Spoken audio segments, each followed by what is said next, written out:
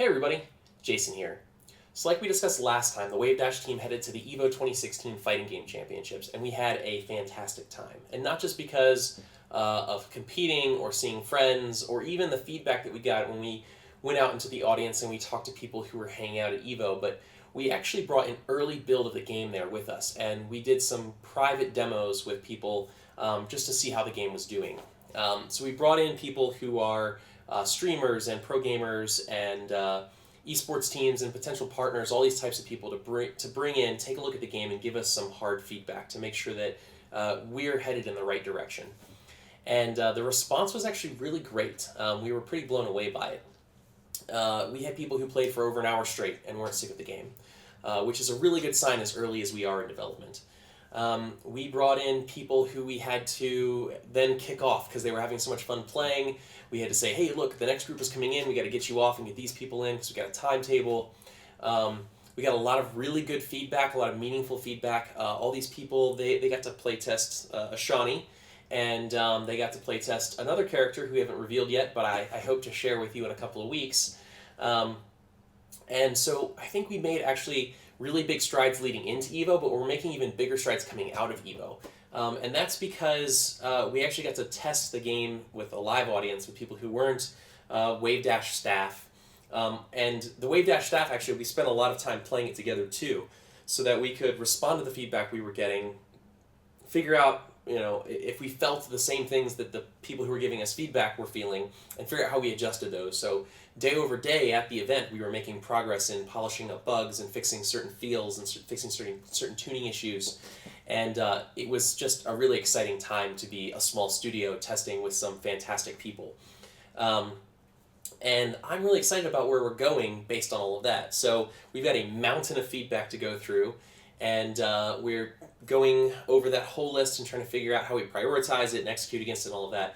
But over the next couple of months, we're going to have some more private playtest sessions with some people to try and make sure that we are on track. And EVO was kind of a big moment for us, a big milestone that helped us set the stage for where we're going from here. And so speaking of game development milestones, so people talk about that in terms of things like your vertical slice, your alpha, your beta, your closed beta, open beta, your gold, your release, those sorts of things. And so for our game, something that we're working towards is we consider where our game is at right now is pre-alpha. We're not quite there. We're past what I would call like a vertical slice, right? So you can see that the core game features exist in a vertical slice, and you can say, okay, this is kind of what the game's going to feel like. But I wouldn't certify something as an alpha in game development until I knew it was fun, and I knew the core gameplay was ready for an audience to see it, right? And so alpha definition is something that we've been working on and making sure that we are headed towards something that we could say, rubber stamp, here's an alpha, boom. We can show this to the world. And we're getting close. And I'm excited by how close we are.